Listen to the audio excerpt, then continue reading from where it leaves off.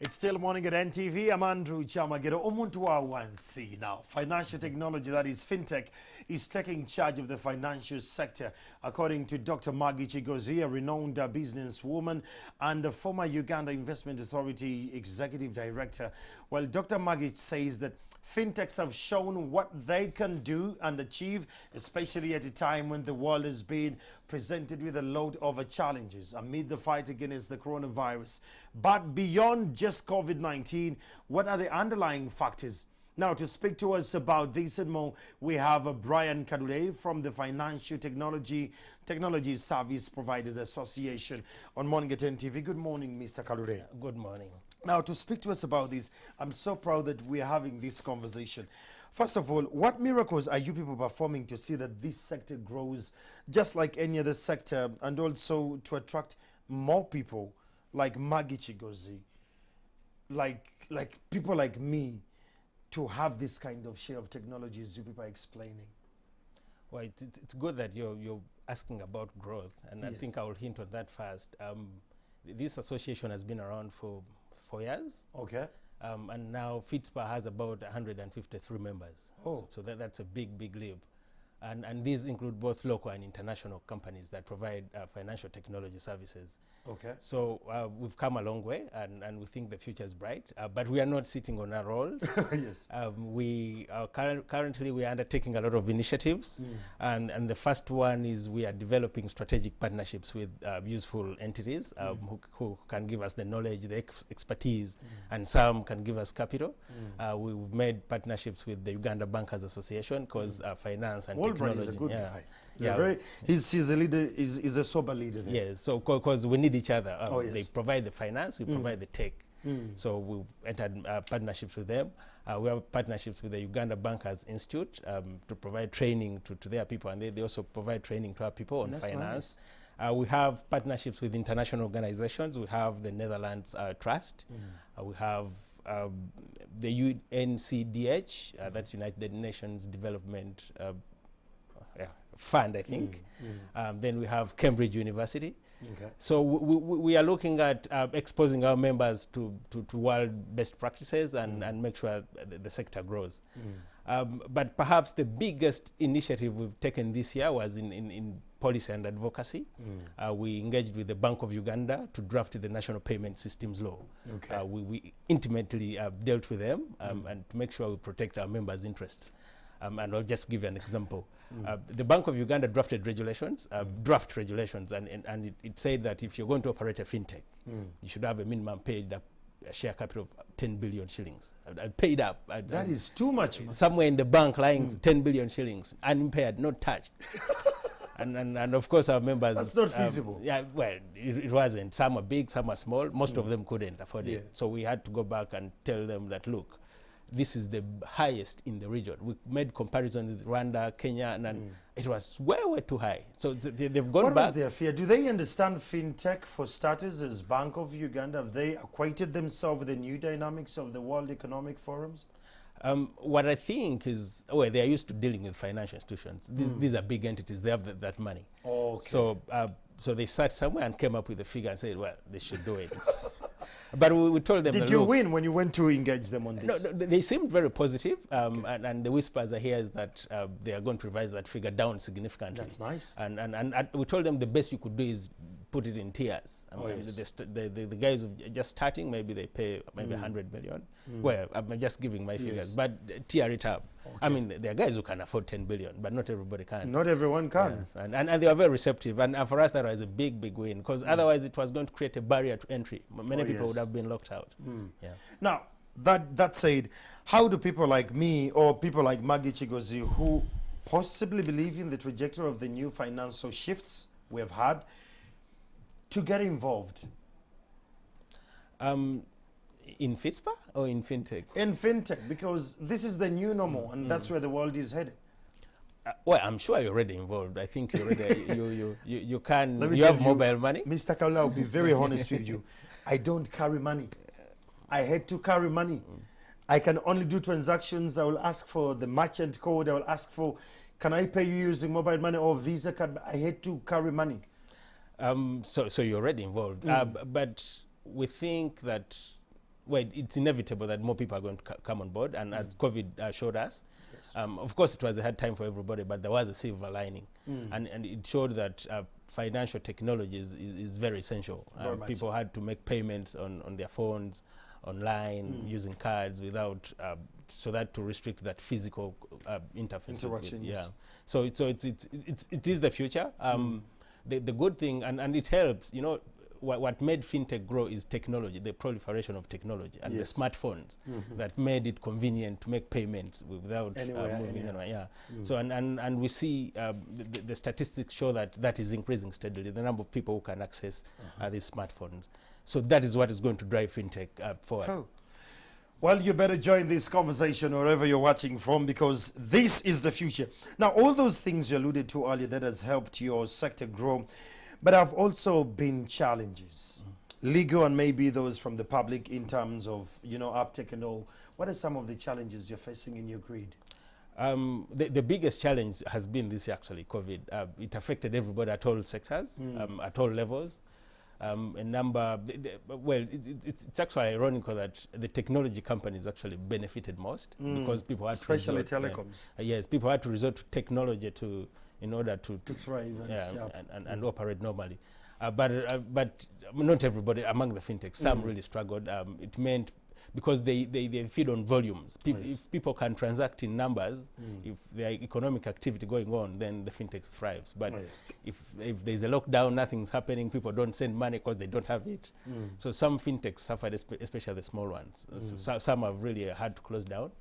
FITSPA is thinking of trying to help these return to normal. We are looking for what we call recovery capital from our funders to help some of these. So that has been the biggest challenge so far. Then the second, I think you probably heard of it, there was a fraud on yes. So cyber security is still a big challenge. Thankfully, investigations are ongoing, so I can't really say much about that. Yes. Yeah, but cyber security remains a threat. I mean, people are always looking. Let's talk about the cyber here, because our national digital strategy as a nation, it is something most Ugandans have they're not even concerned about.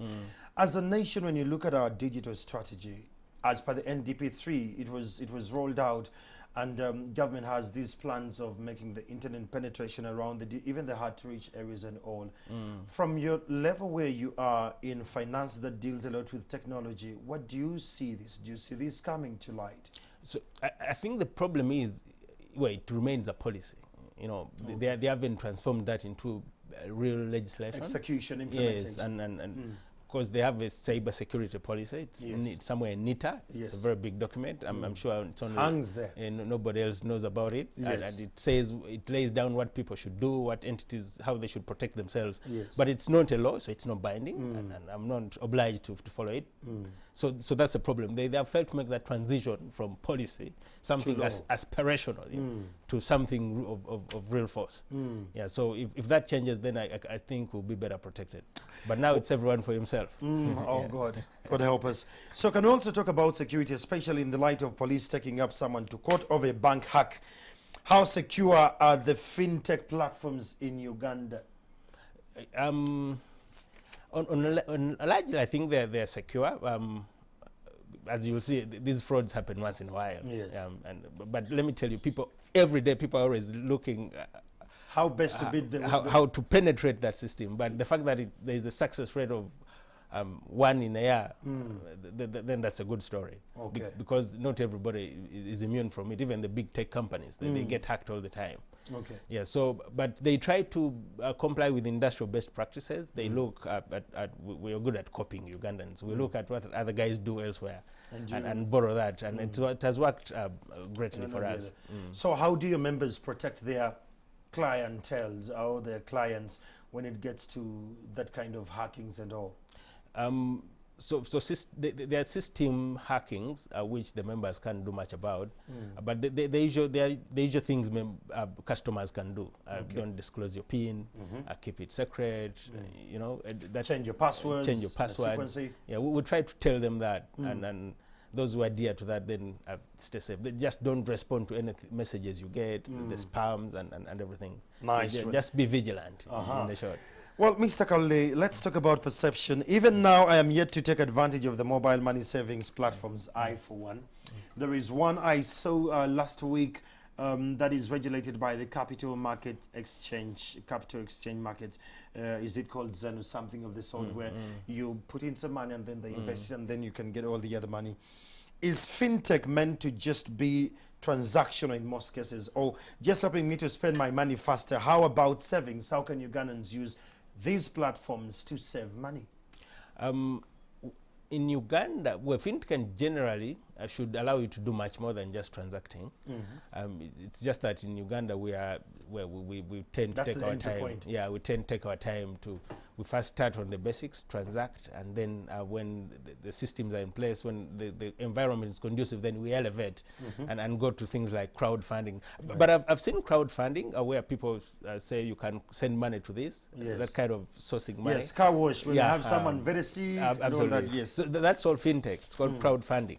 So we are getting to that, but we are not yet at the other level of doing savings and yes, and through fintechs. But we should get there when the industry grows. Yeah, let's talk about investment. What investment opportunities are there in your field?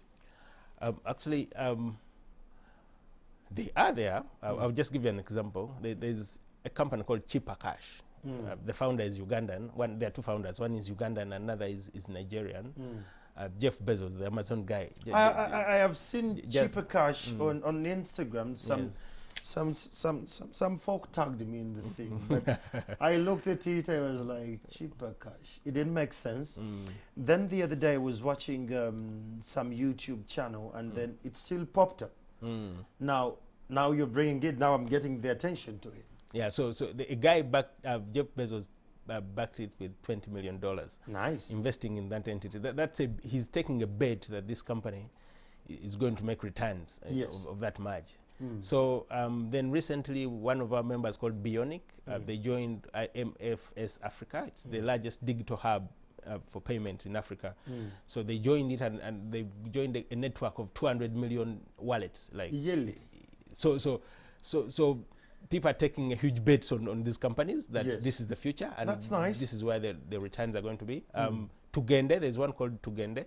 They got $6 million from Toyota. Yes. So again, you see people taking huge bets on the profitability of these companies. Oh yes. So we think that if you look, you can find the investment opportunities. Wow. The problem with our companies is they have failed to make that transition from being these small-time companies to scaling to that level where they can return massive profits. Oh yes. But if you crack that code and make that leap, what then could be the deterrent factors? Why are we still, motor-based or, arm's length kind of businesses? So for me, the biggest problem is we tend to replicate what everybody does. You don't have a really genuine innovation, something that differentiates you from the rest. Yes. So you're not going to, I won't do very much from what you do. I will say, what is it doing? Oh, yes. And I can go and change up. Brand does this, I can just modify a bit. Absolutely. So, well, we shall just end up sharing the customers without offering anything new, so that everybody comes to me, and then I make the big leap and then become Brian, profitable. we could have this conversation the whole day, but because of time, we have to let you go. But if I'm one of those Ugandans watching this abroad or maybe in Uganda, and I would like to actually tap more into this conversation, where can I go? What digital platform should I go to? And what number can I call, or website? FitSpa has a website. There's a contact number and email. And we're also on Twitter and all the social media channels. You can just get in touch with us, and we'll take you through our vision and what we think, how we can help you. Nice. Just so you know, just to bring you closer, FitSpa is FTSPA, and that is the Financial Technologies Service Providers Association. Be among those Ugandans who want to get there and will get there. Would you last word to Ugandans? Well, it's tough times for everybody. Hopefully the economy will recover. Life will get back to normal. Stay safe in the meantime and observe the SOPs. Perfect. He's a financial guy. He needs you to be safe. I too need you to be safe. We'll take a break for now and make sure that you look out for FitSpa and be a part of the bigger conversation. Good morning.